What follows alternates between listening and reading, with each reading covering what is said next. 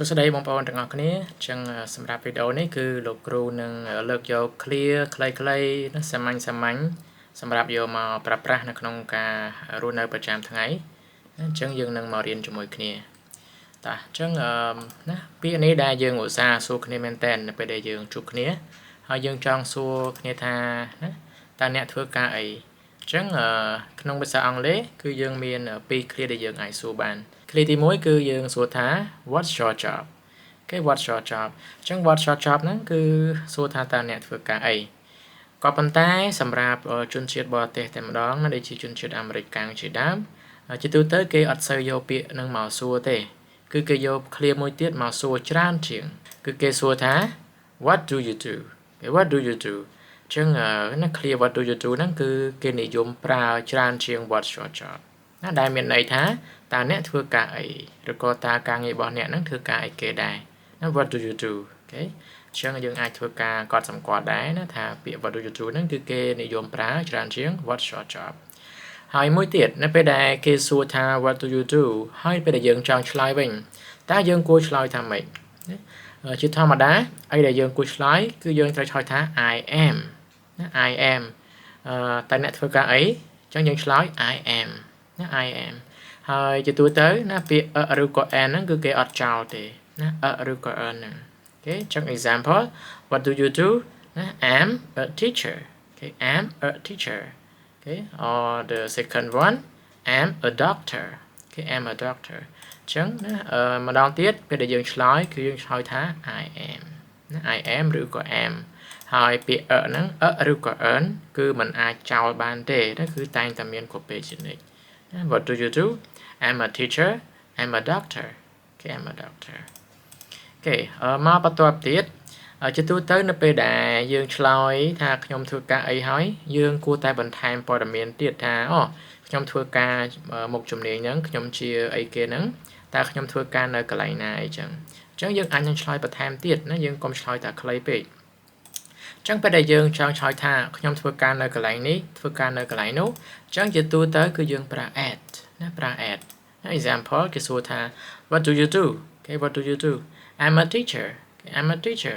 I work at a school okay អញ្ចឹងខ្ញុំជាគ្រូបង្រៀន I'm a teacher ខ្ញុំធ្វើការនៅក្នុងសាលារៀនមួយកន្លែងសាលារៀនមួយកន្លែង I work at a school okay ហើយ another example okay another example what do you do I'm a doctor okay I'm a doctor I work at a hospital okay I work at a hospital គេខ្ញុំធ្វើការនៅមន្ទីរពេទ្យមួយកន្លែងហើយសម្រាប់ករណីផ្សេងណាប្រសិនបើយើងធ្វើការនៅក្នុងក្រុមហ៊ុនមួយណាដែលមានការល្បីឈ្មោះខ្លាំងដែលគ្រប់គ្នាភាគច្រើនគេស្គាល់អញ្ចឹងយើងអាចប្រើធ្នាក់មួយទៀតណាគឺយើងប្រើ for ណាប្រើ for ណាប្រើ for ហើយបូកជាមួយនឹងឈ្មោះក្រុមហ៊ុនដែលឈ្មោះក្រុមហ៊ុនហ្នឹងគឺយើងដឹងថាភាគច្រើនគឺគេស្គាល់ពេលដែលយើងនិយាយពាក្យក្រុមហ៊ុនហ្នឹងគឺគេដឹងថាក្រុមហ៊ុនហ្នឹងជាក្រុមហ៊ុនអីគេអាហ្នឹងយើងប្រើពាក្យ for ប៉ុន្តែប្រសិនបើយើងគិតថាកន្លែងដែលយើងធ្វើការហ្នឹងណាជាកន្លែងដែលមិនសូវល្បីគេមិនសូវស្គាល់ទេអញ្ចឹងយើងថា I work at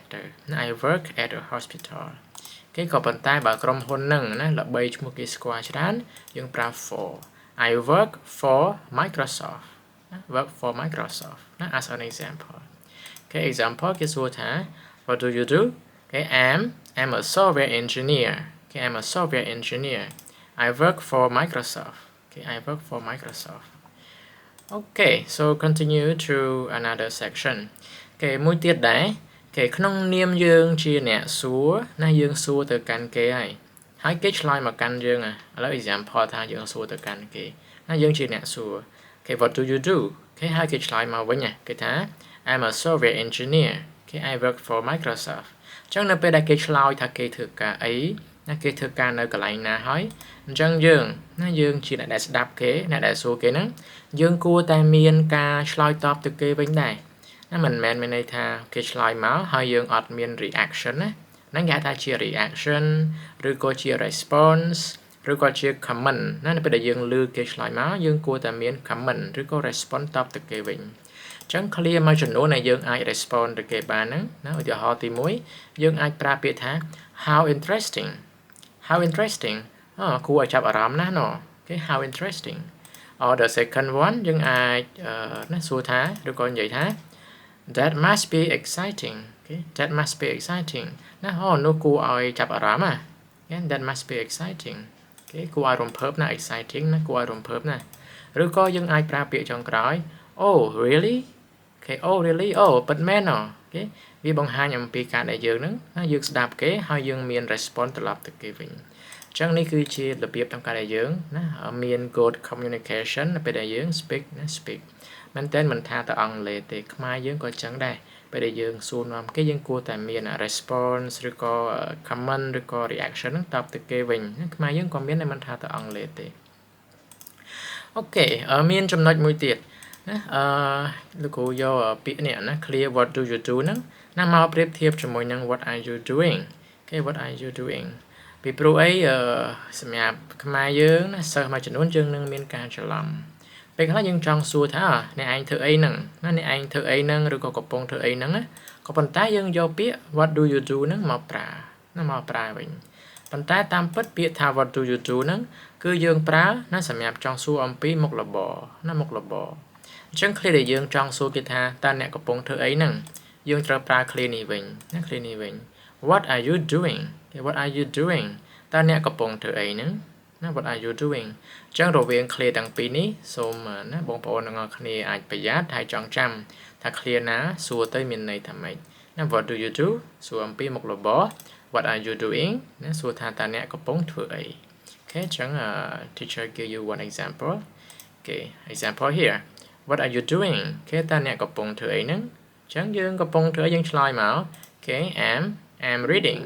okay I'm reading ឬក៏ I am working ណាខ្ញុំកំពុងអានឬក៏ខ្ញុំកំពុងតែធ្វើការណាកំពុងធ្វើការអូខេអញ្ចឹងសរុបមកនេះគឺជាមេរៀនខ្លីមួយណាហើយលោកគ្រូនឹងព្យាយាមរក clear សាមញ្ញសម្រាប់ការប្រើប្រាស់ប្រចាំថ្ងៃដើម្បីយកមកបង្ហាញណាបងប្អូនទាំងអស់គ្នាហើយណាពាក្យខ្លះសាមញ្ញណាសាមញ្ញទេហើយយើងត្រូវការប្រើប្រាស់រាល់ថ្ងៃប៉ុន្តែបើយើងអត់បានដឹងច្បាស់គឺយើងនឹងមានការច្រឡំបើយើងច្រឡំយើងប្រើវាទៅអាចនឹងមានកំហុសឆ្គងអូខេអញ្ចឹងវីដេអូនេះមានប៉ុណ្ណឹងហើយចាំជួបគ្នានៅវីដេអូក្រោយ